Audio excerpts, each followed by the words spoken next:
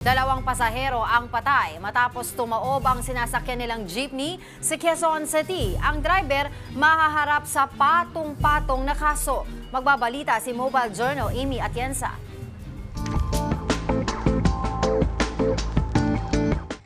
Mabilis ang daloy ng mga sasakyan sa Commonwealth Avenue sa Quezon City linggo ng umaga. Maya-maya, isang jeepney ang tila dumikit sa isang modernized jeep, gumewang hanggang sa tumaob. Dalawang pasahero nito ang tumilapon palabas ng jeep. Sa videong ito, kita na mas malapitan ang dalawang humandusay sa kalsada.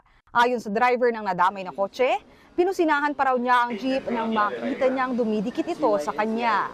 Maya-maya, umiwas siya. Nung umiwas, pagdating sa bandang unahan, namalayan ko lang paggiwang-giwang na siya. Hanggat na tumama sa akin, inabot ako.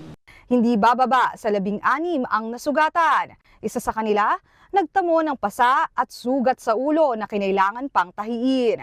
Ako ang pinakahuling nakababa kasi medyo naipit ako. Ang iba nakababa na. Yung katawan ko, baywang ko sumasakit at saka yung balikat ko. Dalawa naman ang nasawi. Isa sa nasawi ang 19 anyos na lalaki. Ayon sa kaanak, kukuha sana ito ng entrance exam sa kursong accountancy. Sobrang sakit po kasi napakasipag po nun eh.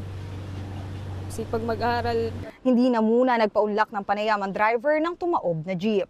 Nasa kustudiya na siya ng Quezon City Police District na posibleng maharap sa reklamong reckless imprudence resulting to homicide, multiple injuries, and damage to property.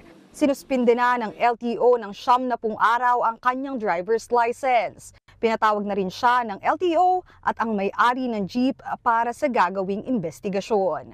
Mobile journalist Amy Atienza po, hatid ang mukha ng balita.